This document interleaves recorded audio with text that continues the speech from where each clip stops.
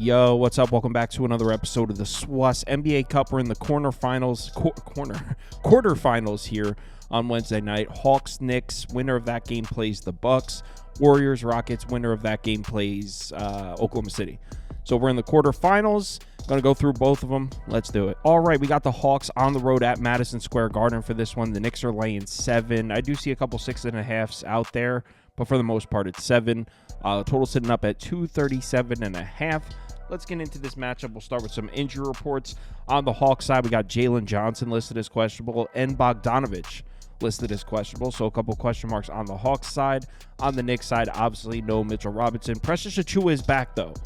He missed most of the beginning of the season. He's back active, so it's just Mr. Robinson missing for the Knicks. Quick correction there. Josh Hart is also listed as questionable. I don't know how I missed that. He's listed as questionable. I see it right here. So, Josh Hart's listed as questionable as well. So let's get into this one. As I'm sure you've heard, the Hawks have been playing some basketball, man. 6-1 in their last 7 games, and their only loss was the last one against Denver, and that was the game they were missing both those two guys. Both the guys that are questionable, Jalen Johnson and Bogdanovich, they were missing both those guys in the last game. They got their asses beat by Denver. Before that, they were on a 6-game winning streak. 4-3 against the number in their last 7, but they're on the road at Madison Square Garden where the Knicks have been playing good basketball all season. They're 8-3 on the year at home, 6-2 in their last 8, 4-3-1 against the spread. So the Knicks have played pretty good in MSG this year. Now, I know the whole Trae Young-Knicks rivalry, so we'll take a look at some matchup history. The Hawks are actually 5-7 against the spread in their last 12 games against the Knicks, 5-7 overall. However, in their trips to Madison Square Garden, they're actually 3-2 in their last 5. So they do a little bit better on the road here in New York. So how do these two teams match up on the court right now? Well, if you look at this graphic, it looks like the Knicks are playing much better basketball than the Hawks. I mean, in the last 5 games, the Knicks are 4th in offensive rating, 5th in defensive rating. The Hawks are 16th and 13th. The thing is, you have to incorporate strength of schedule because in the last 5 games, the Knicks are 29th. In the last 10 games, they're 28th. So yes, the Knicks are putting up some seriously dominant efficiency numbers. It's because they're playing some pretty easy competition. I mean, their last handful of games, the Raptors, the Pistons, the Hornets, the Magic, the Pelicans, they've had a fortunate stretch of schedule here. Meanwhile, the Hawks have played a couple tough games. We just talked about Denver. They played on the road at Milwaukee, too. So Hawks have played a stronger schedule as of late. So when we're looking at numbers like the last 5 games, we have to consider that. The thing that jumps out at me in this matchup is the rebounding battle. Are the Hawks about to win the rebounding battle on the road at Madison Square Garden? I mean, if you look at the numbers, you'd have to say yes. In the last 10 games, the Hawks are 4th in offensive rebounding rate, 3rd in defensive rebounding rate. The Knicks are 20th and 25th, and we just pointed out that they've played a bit of an easy schedule as well.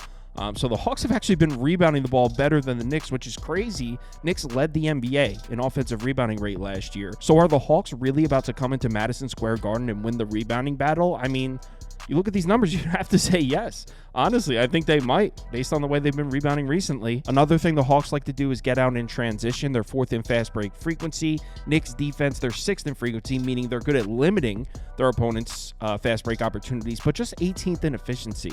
So when the Hawks get out in these fast breaks, they probably will have opportunities to score points here. So I really don't know how we could lay 7 points with the Knicks in this game. The Hawks should definitely be able to score. On the other side of the ball, the Knicks will have looks from outside. They've been shooting the 3-ball well, too. In the last 5 games, they're actually 2nd in above the break 3 efficiency, 4th in the last 10 games, and that does play into the weakness of the Hawks defense. And I suppose if the Knicks get red hot from outside, which is possible, they could definitely turn this game into a blowout. But for the most part, it looks like the Hawks are going to be active on the offensive glass. They're going to have plenty of opportunities to get out in the fast break. So I think Atlanta should score points right back here. Now, I know the Trae Young versus the Knicks thing. Trae Young owns Madison Square Garden. He owns the Knicks. I mean, statistically, the stats don't really back it up. I'll say that. In his last 7 games against the Knicks, he's averaging just 19.7 points per game, shooting just 21% from 3, 34.9% from the floor. So he hasn't played particularly well against the Knicks as of late. Actually, where I'd look if I was looking to play a player prop in this one, I would look towards Capella, Okongwu, or Risashe. One of those 3 guys both take a decent amount of shots down low at the rim. Actually, not so much Okongwu. Doesn't take many shots, period. But both have solid rim frequency, solid rim efficiency. That's where I expect the Hawks to win these. I can't even believe I'm saying that. The Hawks to win the battle down low on the road at Madison Square Garden. But that's the way they've been playing. So I think the Hawks will be active on the offensive glass. Guys like Capella, Okongwu should go over their points and rebounds total. That's probably where I'd look in terms of a prop. In terms of betting the game, if Bogdanovich is going to play and Jalen Johnson's going to play, I would take the Hawks here. 7's too many. Maybe a Hawks team total over or a full game over. I'd look somewhere in there.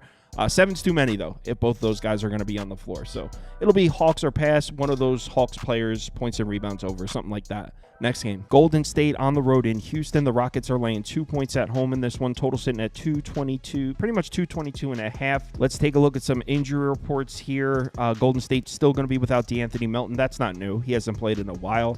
Andrew Wiggins, also on the report, he's listed as questionable. On the Houston side, we got a bunch of question marks here. None of these guys have missed time, though, except Cam Whitmore. But this is actually good news. Rockets may be getting Cam Whitmore back. He hasn't played, I think, in like a month now. So Cam Whitmore's been out for a while. He's listed as questionable. He may be returning for this game. So Rockets may be getting a piece back for this one. Obviously, we'll have to wait and see. I would imagine Şengün and Tate. I would imagine those guys play. So what do we think about this matchup here? Well, first off, Golden State not paying you out as much lately as they did in the beginning of the season. Through the first 12 games, they were 10-2 straight up, 9-3 against the number. In the 11 games since then, 4-7 straight up, 5-6 against the spread. So Golden State hasn't been nearly as profitable as of late. Meanwhile, Houston's on an absolute rampage. In their last 14 games, they're 10-4 straight up, 11-3 against the spread. Based on that alone, I want to bet the Rockets. Rockets are paying you out. Golden State isn't. Simple as that. Here's why there's no way in hell I can do that. Golden State owns the Houston Rockets. In fact, they've won 15 in a row, 15 straight. The Rockets in their last 15 games against Golden State, 0-15 straight up, 3-11-1 against the spread. I mean, shit, if a team's beat another team, I'd say 7 times in a row, I'd say blindly bet it. 15? How could you possibly place a bet on the Rockets here? Better yet, how could you lay points with the Rockets in this one? They haven't beaten the Golden State Warriors in 15 straight matchups. That's just a hard trend. I'm not a trends guy. It's really hard to overlook that one. Now, on paper, this should be a great basketball game. Both of these teams playing great defense. In the last 10 games, the Warriors are 5th in defensive rating. The Rockets are 2nd. So in the last 10 games, both of these teams top 5 defensive teams. They've also been doing this against stronger schedules too. On the season, the Rockets are 10th in strength of schedule. The Warriors are 4th. So 2 of the best defensive teams in the NBA doing it against strong schedules. I also noticed both teams pace slowly slowing. In the last 5 games for the Rockets, they're 22nd in pace. Golden State 15th.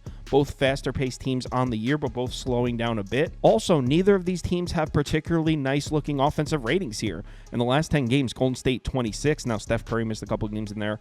Houston 22nd. So defense is elite, pace slowing, offense is struggling.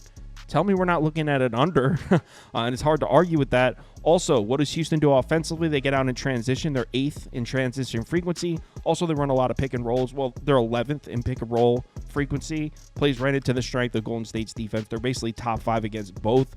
So, yeah, I like Golden State's defense. I like both defenses, if I'm being honest. But I like Golden State's defense. I think they match up well. I'm not fading the streak, man. Give me Golden State money line. I mean, Houston will beat these guys eventually, and maybe this is the one. But until I see it, they're going to have to show me. So Golden State money line in this one. Also, maybe a Houston team total under. Whatever it's sitting at, I'll put it on the screen. I like the matchup for Golden State defensively. So Warriors money line, Houston team total under in this one. Live shows at 4 p.m. Eastern time as always. If you're able to make it, we'd love to see you in the comments. Let's have ourselves a good one. Hit me up in the Discord if you need me.